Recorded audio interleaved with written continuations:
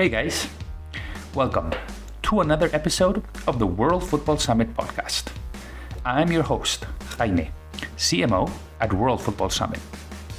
Today, we welcome Bas Schnater to the show. Bas is the founder of Fan Engagement Consultancy, a fan experience sports marketing business that has worked with likes of UEFA, the Dutch club AZ Alkamaar, or even the Premier League. The thing is, shortly after participating in WFS Europe as a speaker, in a panel discussing fan engagement strategies, Bas published a brilliant article with detailed research on how football clubs can do a better job in connecting with GenZ fans. Now, if you follow the industry closely, you know this is one of the key priorities for sports properties worldwide. So, what are the main conclusions of the study? 1. Give GenZ influence in helping shape the future. They want to be involved in the strategy. 2. GenZ carries the weight of the world on its shoulder. They've seen a lot, and this relates to the importance of psychological well-being. 3. Sports organizations need to stand up against topics that concern GenZ. We're talking about equality and inclusion, social empowerment, or climate change. In fact, that's another one of the conclusions. They are deeply concerned about the environment.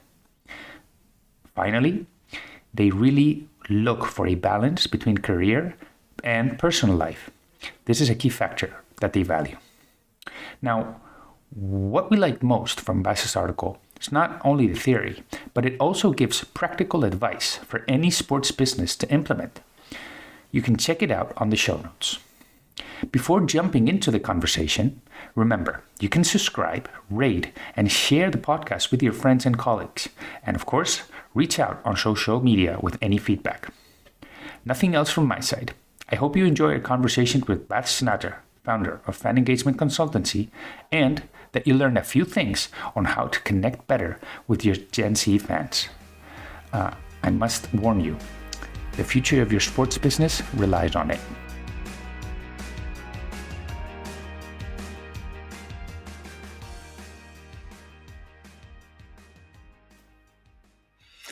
Bas, welcome to the World Football Summit podcast.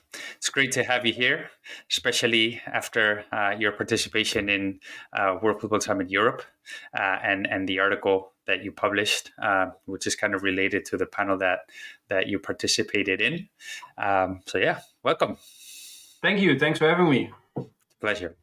Anyway, Bas, so as I said, I want to go into detail into the article that you published around GenZ behavior, because I think it's very relevant to what the industry is looking for. But before we do that, I do have a series of questions so the audience gets to understand you a bit better. Okay. First one being, you have a lot of experience in the sports industry. We'll cover that. But I guess the question that I have is, you specialized in fan engagement out of all the realms that you've been, exposed to. Why? Why is it that you do what you do today? And if you want to take the opportunity to kind of let the audience know what you do, maybe it's a good way to set it up. Yeah, makes sense. Thanks for that. Big question already. So I have a consultancy called Fan Engagement Consultancy, and that's because 10 years ago, it's now 10 years ago, I moved after my bachelor's degree to Australia. Big crisis kicking around in Europe, Euro crisis, and of course in Australia you don't have that. So I went there, and in the back of my mind, having studied a sports business degree, frustrated me a bit that it was always about sponsorships and it was always about hospitality. And me as a fan, as a season ticket holder of Ajax, I was always wondering, why am I not being discussed in these kind of programs? Why is there nothing about me as a fan? Because I'm both a fan and a sports business professional. Why is that never a topic? So that I parked that in the back of my mind, accepted it as it was, and I went to Australia, and the football experience, the sports experience in general, fascinating there. absolutely one of the greatest places in the world where you can find sports in Melbourne. And when I was going to sports events there, I noticed how much focus there was on the fans. And yet this was unlabeled, but this was just something within sports marketing. And I noticed at the Australian Open, for example, how fan-focused this all was, how much they knew that it's 40 degrees. So therefore, a sponsor is Nivea, where they have refreshment bars and showers where you can freshen yourself up before you continue the rest of your day at the Australian Open. Just for the fans, this was, not for players. So very interesting. And at some point I got invited to speak at a conference, or to not to speak at a conference, but to work at a conference, which was about achieving bigger crowds. I was like, okay, interesting. I'll work there and see what it's about, because of course you need to do the extra hustle to get into the sports industry. So this was a great opportunity. Indeed. And this whole conference was about fans. It was about how to measure how fan satisfaction, how happy fans were about the stadium experience, in this case at Manchester City. But also the fan experience company with Mark Bradley were there to explain how their approach towards a better fan stadium experience was. But then there were way more sports organizations, Seattle Sounders as well, what they did as Scarf the City campaign, still one of the most fascinating campaigns I've seen in football. And here the term fan engagement dropped. And for me, so many things fell into place, as being a frustrated season ticket holder with bad stadium experiences, being a sports business professional that never heard in Europe or in the Netherlands in my curriculum, where the fans were at the center of the stakeholder map, basically. Fan engagement dropped as a term, and I was all of a sudden, hey, wait a minute, that's what I like, that's what I want. This is something that me as a fan, I can, but also a sports business professional, I can have influence on making sure that more fans come to the stadium, that they have a good experience, that they come back, etc. Now, this was 10 years ago, when far before fan engagement was ever cool still. And there was a small group of people that focused on this. I mentioned him already, Mark Bradley, me, and a couple others. And luckily, the industry grew towards the fans, because this, of course, goes very parallel with social media, where consumers in general get a voice in their experience with a brand. And this is no different for sports. So sports fans, more vocal than regular consumers, were having more influence on what their experience would be like, having more of a say in how the interaction between club and fans went. And so when I came back from Australia, I started up my own consultancy, because I saw this as a gap in the European market. Now, I have to admit, I was 24, I was a bit young, I was still too unexperienced in this, so I've done that for a couple of years. Then I went back to university, but this was really hooking into the question that you had. How did you start working with fan engagement? The seed was planted in Australia, and the early movers into this area made me focus, made me understand where the frustration as a fan myself was from, and how I could change that within the sports business industry. And from there, you developed a very, very, very complete career in sports. Now, we don't have time to go into all the details, and we will link your profile into the show notes, so anybody who's curious can go check actually the amount of experience that you have. But just to make them realize, you've worked with AZ Alkamaar through Fan Engagement. You've also worked with brands like UEFA. So we're talking top tier brands, and I mean, this is just to name a few. So I guess my next question is, out of that experience, is there, and I know this is a difficult question because it's going to be very broad in a way, is there any project that you are most proud of out of everything that you've done, or anything that stands out that has helped you become who you are today? Good question. There's a couple of things, of course, because if you work if you work full time in this football organization, like I did with AZ Alkamaar,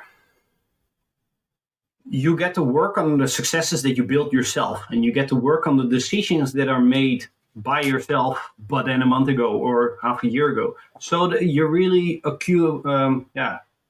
it's a cumulative result. So that's a very interesting one that I had with AZ Alkamaar. So we had based from absolutely nothing, we started small bits of data-driven marketing, understanding who the fans were, who came to which game,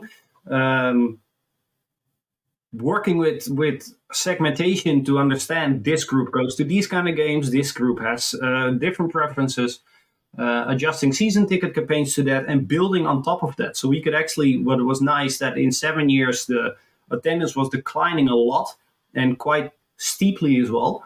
And just by understanding better who was not coming to the stadium anymore and researching why they weren't, you could basically reverse engineer on the stuff that they were missing, actually add that back to the stadium experience and see that the fans were coming back from that. So yes, it's a long-term project that you do need to have top executive buy-in from as well, that they play you free, that you can actually put this time into it. But attendance is creatable. You can actually yourself understand how to influence attendance. Of course, you cannot influence the sportive result, but everything around it you can influence. And what we saw from the GenZ article as well is that fans want more than just sportive result. There's such a bigger layer under being a fan. So that's the AZ Alkmaar was a very interesting project. And then with UEFA, of course, massive name in the sports industry. And what was nice from those UEFA projects is that UEFA has this program called UEFA Grow. And that is for all the 52 NAs, I think they have as members, all the European, the national associations that are member of UEFA. UEFA helps via this UEFA Grow program, especially for the smaller NAs, if they have certain issues. So, for example, you have a small national association that says we are not sure if we're doing the right social media approach, or we are not sure if how to build up a database and how to start with email marketing. Now, how nice is it that as a small national association, you just knock on the door of UEFA, and UEFA then looks in the pool of specialized consultants that they say, we think this is the best match for you to have a positive intervention. So, you go to the National Association for like 3 days.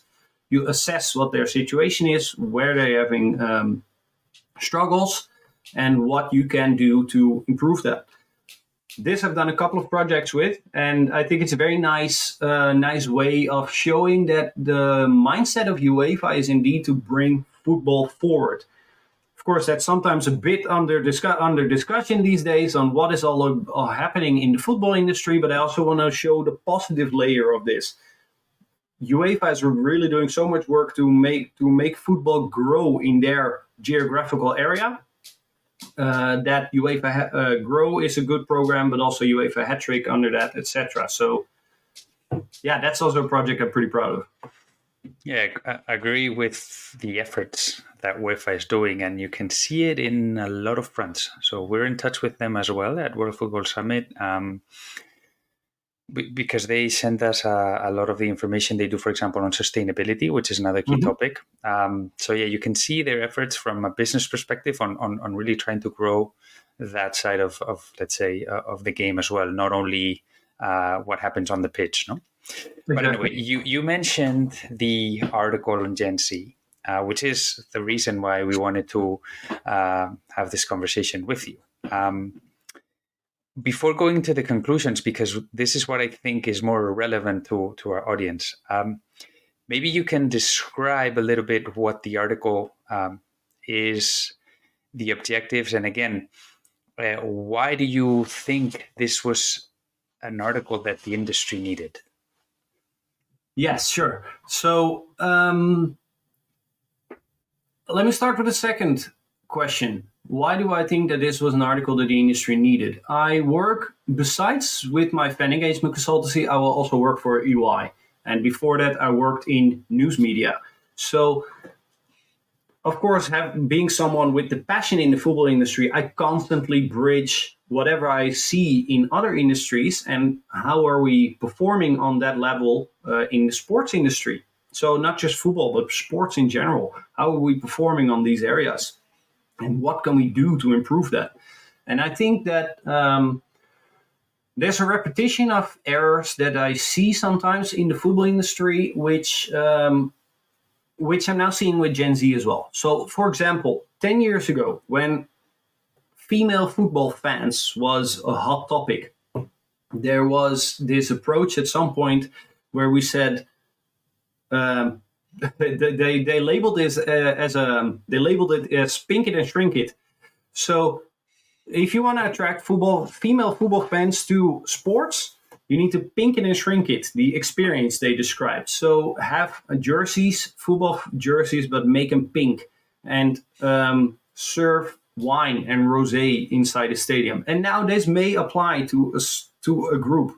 Sure, there's definitely a group that likes the bigger diversity in merchandising and in food and beverages. But that is not the approach to get women to the stadium. And luckily, we've learned from that. So we see, of course, the steep increase in attendances in women's football. And that is not because there's white wine inside the stadium. It's broader than that. So in the last 10 years, we've learned that pink it and shrink it is not the strategy to get more female fans to the stadium. And I see the same error happening now with Gen Z. Only now it's not pink it and shrink it, but it's Web3 and metaverse and crypto it, which is again not the approach to attract younger fans, especially Gen Z. They have a completely different set of values, and just saying like we're going to make NFTs of all the goals and we're going to create a metaverse for a football stadium experience and we're going to sell fan tokens. That is not the approach to get Gen Z in. It's the same, and I the reason why I wrote this article, because I kind of saw when I was working at AZ Alkamaar as well, that esports had this promise. As long as we have an esports team, younger fans will come to the stadium more often because they can relate to us. And that is not what happened. In the end, you see that esports, of course, there's some overlap. So if you would draw a Venn diagram, yes, there is a middle area, but the numbers that were expected of young fans coming to the stadium were it didn't happen.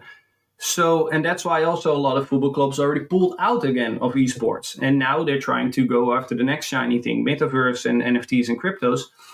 But again, I think if we zoom out more, instead of running after the shiniest thing, I think the zoom out that I provided with this Gen Z article is more understanding what a generation, what their values are and what their needs are.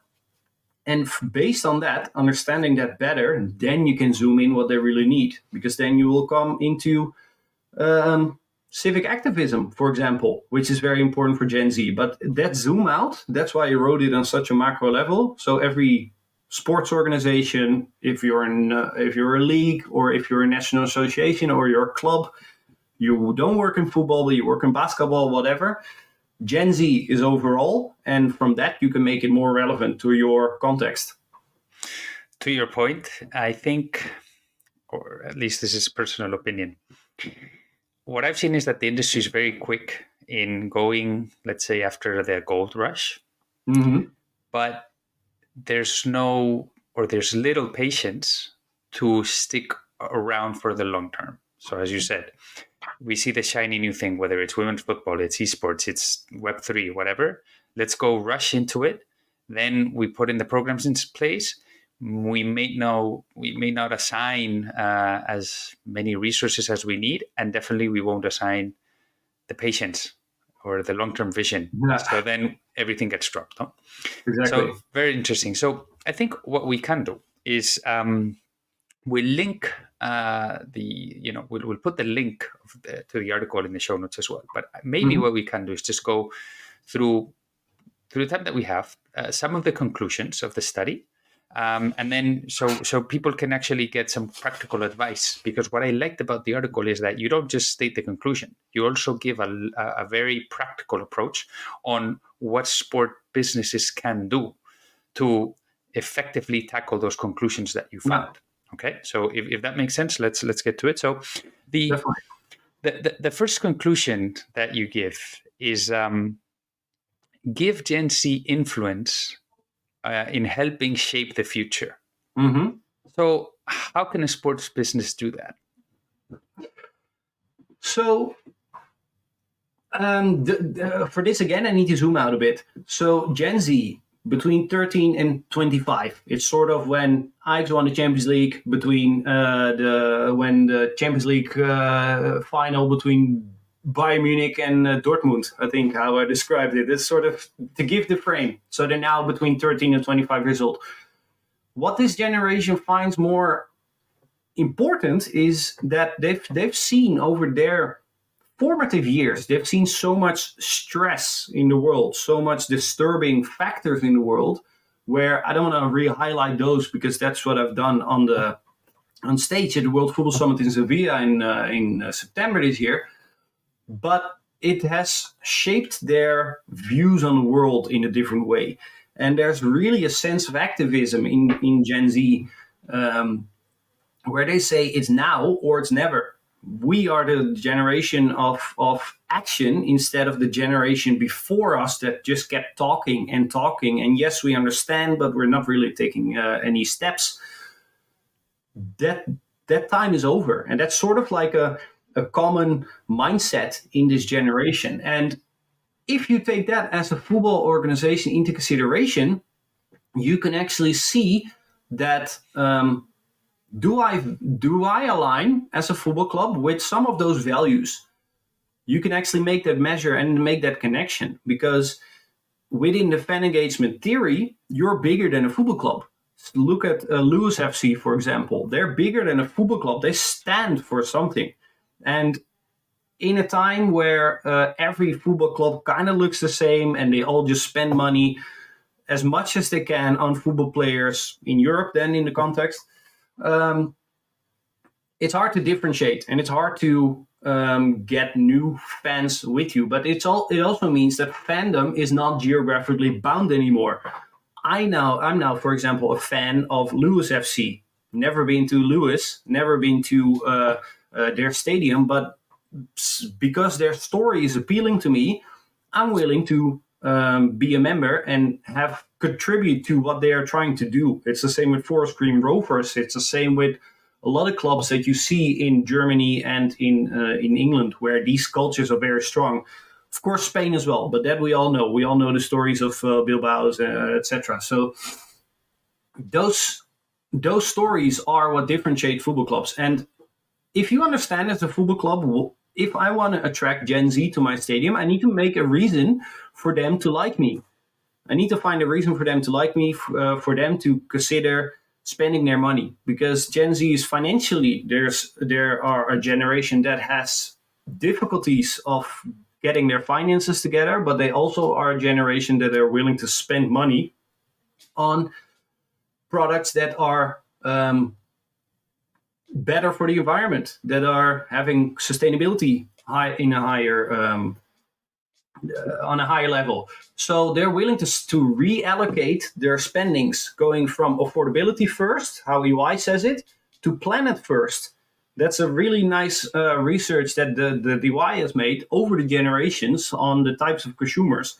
And you see that planet first is by far the most important within the Gen Z generation. Now, looping this story back to football and what can you do as a football club, if you understand that Gen Z is fighting for a cause, you can tap into that, because you also have, as a football club, a role in the region, rather than you being an entertainment form that every 2 weeks has a show going on and where people should come to. No, you're bigger than that. You are actually ingrained in the local community, in the local culture. So if you understand that your fans, your Gen Z fans want to fight sustainability against the local government, for example, that makes plans for yet another distribution center and not housing or a distribution center that's completely bad for the environment. Try to tap into that as a football club. Try to understand what Gen Z, where their activism is aimed at, and see if you can support that. Because as a football club, you have a lot of reach and you have a lot of influence on that. So I think if you move along that Gen Z activism, that should really generate positive sentiment. Therefore, more likely that they are coming to the stadium. Now it's too early to back this up with numbers. That you cannot A/B test of Club A that has no interest in Gen Z's agenda and Club B does. So this is hard to A/B test. But I feel that this is the better approach to lead a football club than just to say we're going to have one esports player and that's it. I agree. I think for me the word that gets thrown out a lot is purpose. And you see it in not only the sports industry, you see it in pretty much every business industry out there, no? And how precisely those younger fans, customers, whatever you want to call them, they make decisions based on purpose and if the purpose of a brand is aligned to their beliefs, no? So definitely agree on that. You're making a good, and this is something I want to highlight as well. You're making a very strong point here that fans are not just fans of a football club. They're consumers. They are active participants in a bigger community, in a society. And that's the role that football clubs can have, to be an active participant in that story as well, rather, again, than just being the football club that sells some tickets. Exactly. And as long as those initiatives are authentic, because I think this generation is also very quick to identify when it's a false purpose, let's say. The greenwashing is a big thing, and a lot of industries do this. But from what Generation Z has developed, sort of evolutionary, is a bullshit radar. Because on social media, we've been bombarded with advertisements and around us on the streets as well, that the bullshit radar of Gen Z is not developed. It was there from the start. So they really can immediately pinpoint if you are not genuine as a football club with your story. If you're not genuine, immediately it gets picked up. And we see this now as well with CSR programs that are now at the World Cup being under discussion, and at day of recording, the One Love band is now under discussion, where of course there's big promises of full inclusivity, but then with an armband, players would receive a yellow card if they would wear it. Now, there's a difference between the time that the listener is listening to this and when we are recording this, of course, so there could be further developments, but this is what we know now for today. And this shows really well that, imagine being a Gen Z and listening to these news stories. On one end, you hear we're going for a better society, and on the other hand, you see the actions that are being taken once this better society is once we're trying to make that a bigger topic. Immediately, sanctions are being put on that in the form of a yellow card for the captain.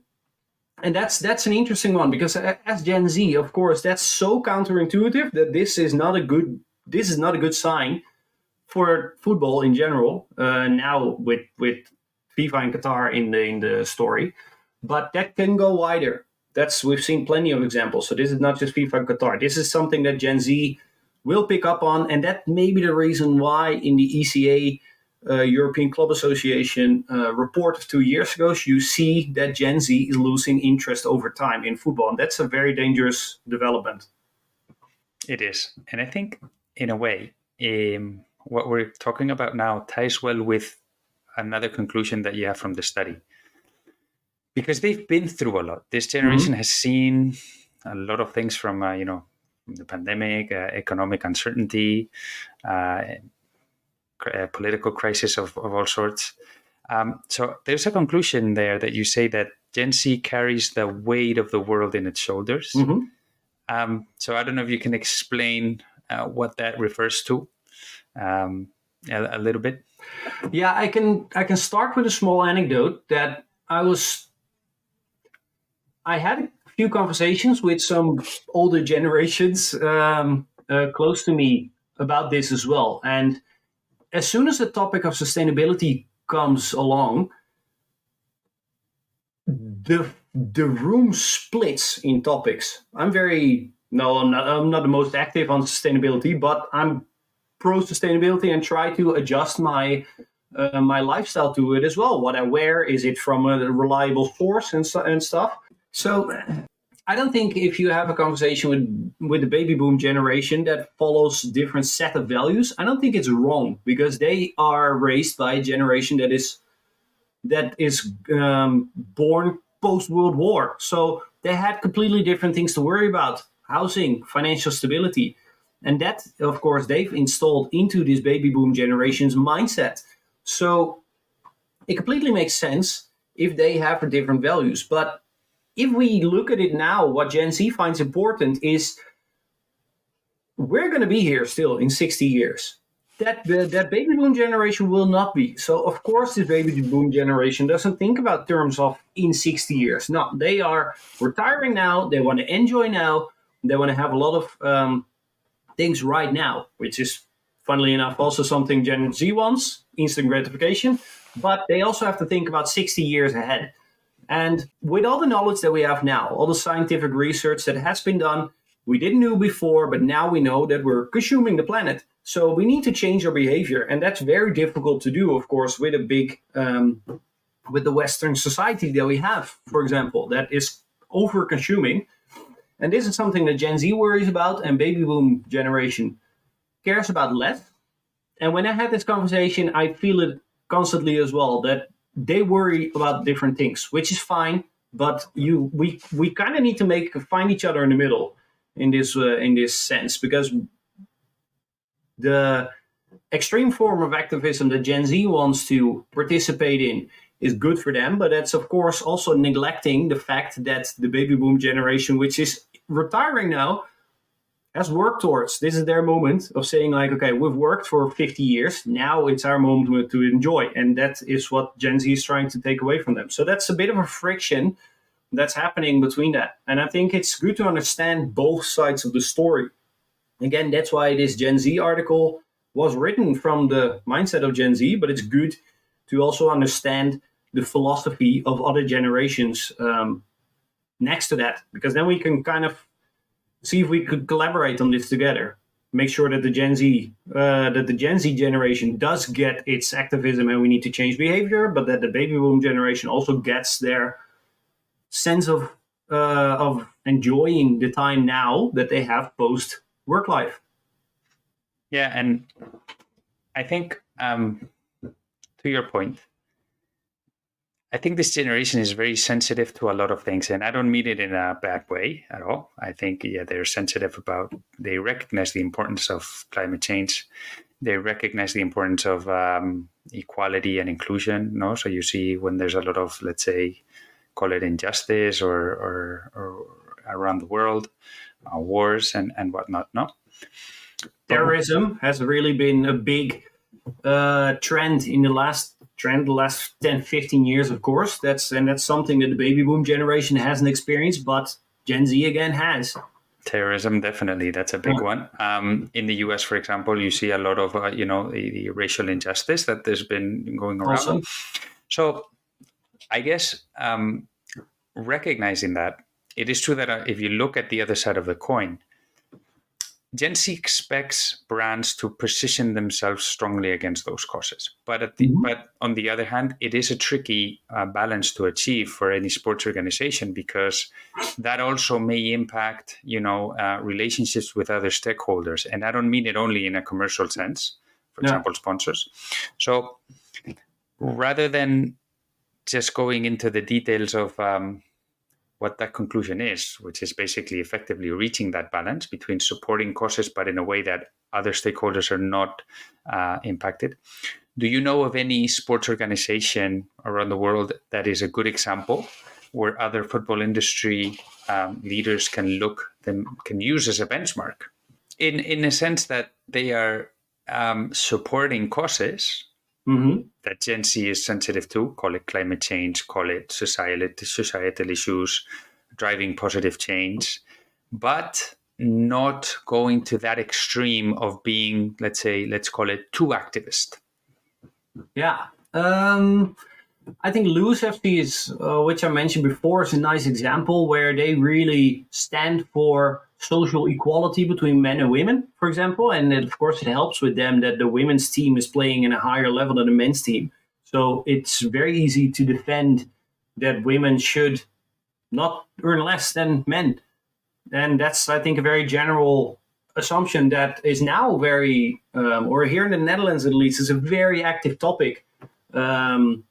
And other topics arise from that. For example, that in the Netherlands, we have by far the highest percentage of part-time workers. Yeah, you cannot work part-time and make the same money as someone that works full-time, which is then the male-female division. So those are other societal topics that lay under that.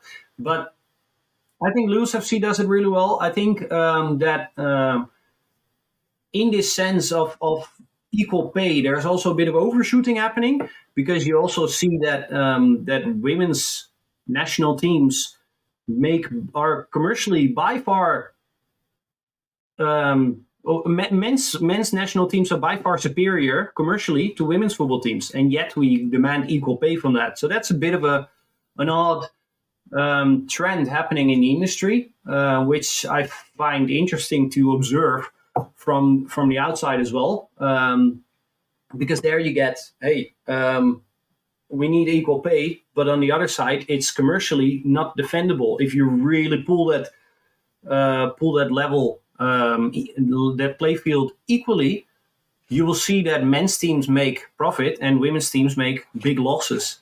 So there's some discussion that still needs to be done there. But I think the fact that the movement is happening, and this also follows the Gen Z agenda, it's good that this is happening, because we need to have those situations where we say, hey, it's not feasible to have equal pay on both teams.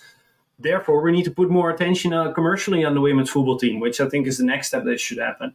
But also in the sustainability area, Forest Green Rovers, I mentioned them before, completely making a neutral, like a carbon neutral stadium built with wood, and really ensuring that the water that's being captured on the roof is being used to water the pitch, etc. So they really aim for Gen Z values as well. And for now, these are just pin drops in a massively overly crowded football industry map. But as soon as this starts to expand, you will see that Gen Z picks up on these as well. I mean, we're industry experts. We see the niches that are happening, right? This is not something that the majority of the audience sees yet, because we have higher focus on these kind of things than the regular industry has. But as soon as you see other areas that or other interesting factors that Gen Z is interested in, and they will pick it up from the football side, I think that's going to create a bigger movement. The fact that we need to air condition stadiums now, for example, goes completely against that. So there's an interesting way how we will see, and I think Paris 2024 is going to be an interesting one, but also LA, also of course the games next year in Germany. Those are going to be major milestone events where we will see is the agenda of Gen Z, is that going to be represented well enough? Because we're now in a time that everyone's vocal, everyone wants to have their agenda pushed in, and I think that this is the time for Gen Z to see the football industry work towards their focus, or else the attention may permanently run away. And if Gen Z has kids where Generation Alpha is under, they may not grow up with natural interest in football, and that's a big risk. So this is something for the long run. This is a long-term strategy, but this is something that football industry should really keep in the back of its head. If Gen Z loses interest, so will their kids, and then we have a bigger problem. That's a great point. This is not only affecting one generation. Exactly. Effectively, if the next generations are not, let's say, educated on the values of sports, on being interested in the industry, ultimately, the attention will shift elsewhere.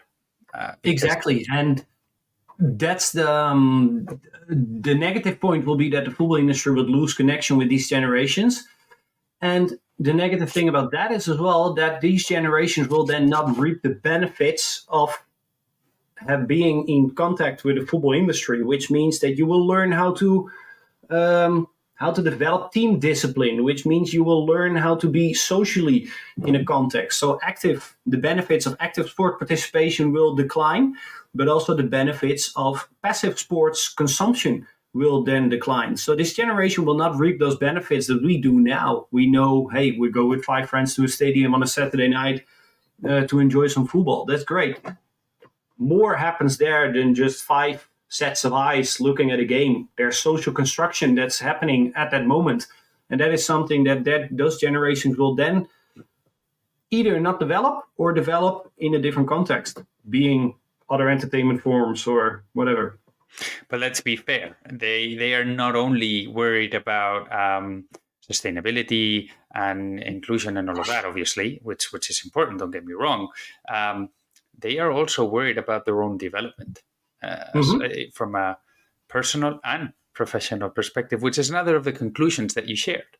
You talked about how they think about their careers and they actually value that. So the thing is, and you see it in other industries as well, but there's a shift in the way people consider or look at their careers and what they expect out of their jobs. So are there any lessons that you can share with the industry on that front? I think that Gen Z approaches work differently, where previous generation, I'm a millennial myself, but the generations before more, they had kind of the mindset of work as hard as you can, as long as you can, and you will reap the benefits. And that is, again, a mindset that is being installed in Gen Z. Now, on one end, Gen Z is being told that as long as you work as much as possible, as hard as possible, don't complain as much, you will get results. And that creates a form of mindset that success can be created, is 100% can be created. And that also creates a pressure that if therefore you do not have a success at some point, it's your fault. You haven't done something the right way. You've made wrong decisions. And that, of course, creates a big performance pressure for this generation. On the other side, you also see that Gen Z is more worried about their mental health. As we concluded before, they've grown up with a completely different world than the people that grew up 20 years ago in the formative years. So they also think more about, okay, I should worry about my mental health also. Health goes beyond going to the gym twice a week, and health goes beyond a bit of yoga and brushing my teeth. Health is also what's happening in your head, and how are you feeling? Well, how are you approaching the world today? What do you find important? And it may sound often the regular response to this is Gen Z has become a bunch of softies. That's not what I'm. I think that's a kind of reasoning just to eliminate the good conversation around this. But if you realize that you're an employer and you work with Gen Z as well, make these topics more debatable, make these topics more important. Gen Z is not just working for employers that pay their bills. Gen Z is also looking to work for employers that are actually following their values, that are indeed working on a greener and a better future, and that they also plan still to be there in 50 years. And based on that, Gen Z is prepared to take a pay cut, to get paid less, as long as there's a company that actually follows their values. And I get that. I've researched this. I've seen this around as well, that indeed Gen Z steps out of jobs when their organizations are not fighting the causes that they find important. And this is something dangerous again for the football world, because we see that hyper-commercialization is going against, is at a cost of something. And that is sometimes also going against the cost of a more sustainable future. So this is, again, a touchy topic. Football is fantastic to work in. It's very sexy to work in. But we also need to think, all of us together as a football industry, how do we keep this industry sexy enough and not have all these controversies being present that are so much against the Gen Z agenda. So looping this back to work balance, I think that Gen Z is way more aware of their work-life balance, and I've described it very briefly, the quiet quitting trend, which is very big now in the US, and it's also spilling over to Europe. Doing the bare minimum, that is being asked from you. That's completely, again, the reverse of the baby boom generation that said work beyond what's being asked from you, because then you will be a good employee. Different set of values, different, same situation, but different way to approach it. Definitely. And Bas, I think we have 5 minutes left. So there's one more conclusion that I want to ask you about. And then just a few questions just to finish off. One of the, let's say, more relevant points out of the study, and you've mentioned it quite a bit during this conversation, is they're very sensitive towards the impact of climate change. Mm-hmm. Now, I guess the why is obvious, because we do need to take care of the world and really be concerned about the climate. So I'm not going to go into detail, but from a sports industry perspective, do you think the sports industry is, or can they do a better job in leading the fight against climate change? Yes, and I'm happy you asked this question, because that means that we can also finish the podcast on a positive note and with some action points. So I would like to invite all listeners now to grab a pen and paper to write these down and see if you're already doing a couple of these.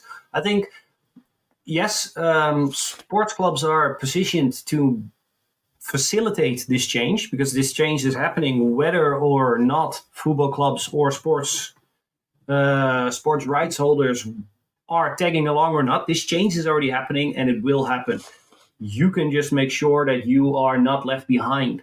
So what you can do as a sports organization, very small example, which is already happening in the music festival industry, for example, get rid of your one-time use cups and make sure you have disposable cups. Put a small bond on it for £5, €5, whatever your currency is. People could get a cup, and if they hand it back in at the end of the event, they'll get their money back, or they get a small goodie or something. Because this plastic, part of this environmental challenge is the plastic soup, of course. And this is something that you see all over the internet, all over the news, that this plastic soup, and thank God for people like Bas Schnater with the Dutch guy from Delft University that made this the ocean cleanup program. So we need to stop as a football industry. We need to see, okay, are we contributing to the problem? Then what can we do to fight this problem? And a part of that is also these disposable cups. Now, another problem is, of course, merchandising. There's so much merchandising left over from years before. So every year, the sports apparel industry creates a new shirt. We don't need to. We don't have to. And luckily, you see a sort of a counter movement now already that there's not every year a new shirt anymore. That the home kit remains the same, but then the away kit is being changed, for example. Or that they're being fabricated. Nike's very big on this, to use plastic bottles to create their shirts. So this is being part of the solution. And I think that as football clubs, again, that's one of the things that you can do. You can deplastify the stadium experience. You can also make sure that your waste is less, and that comes in the area of merchandising. Get those recyclable shirts, not every year, to have a newly designed shirt, because it's great for you commercially, but it doesn't add up to, it doesn't contribute to the solution. Brentford is a good example of what you just mentioned, of a club that has not launched a different kit this season precisely because of what you're saying, no? That they're more aware of what's going on, and they decided to keep the same jersey as last year. So we're not talking about smaller clubs here. We're talking about, clubs competing in the Premier League, no? Exactly. So yeah, Bas, I mean, those are, I guess, the 5 main conclusions. Before I let you go, though, I am curious, out of all the research that you've done, putting the paper together, was there any conclusion or anything that surprised you most? Maybe you can just summarize it like, let's say, call it a tweet. Not really, because I'm shortly behind GenZ, so it kind of follows, most of it follows my personal values as well. I do think that becoming more aware, you see a lot of things, but as soon as a write-up like this happens and you do a bit of research on this, a lot of things fall into place, and it makes it able to combine certain observations together in a trend that you can see, and that trend then you can react to with your marketing or with your CSR, or with even better overall as a company value, a set of values. So not many surprises. What I haven't written about, and I think that will become a next topic, is GenZ and media consumption. So hasn't been mentioned in the article, simply because that's a topic on its own, and how GenZ is completely consuming sports in a different way. I think I'm going to make a new write-up on that, but that's also something, while I was tapping into the media consumption area, which I found in different reports, a lot of surprises there as well that I didn't know. Let's not go into that topic, because that can have us speaking here for another hour. So I guess what we'll have to do is, once you publish that research, we will bring you back to the podcast, because I agree that is a big topic, how GenZ is consuming from a media perspective. So, Bas, I don't know if there's anything else that you want to speak about that we didn't cover in this conversation, and also if you want to take the opportunity to send the audience to anywhere they can check out the work you've done, or the work you do with your Fan Engagement Consultancy. Now's the time to let them know where they can find you. Yeah, okay.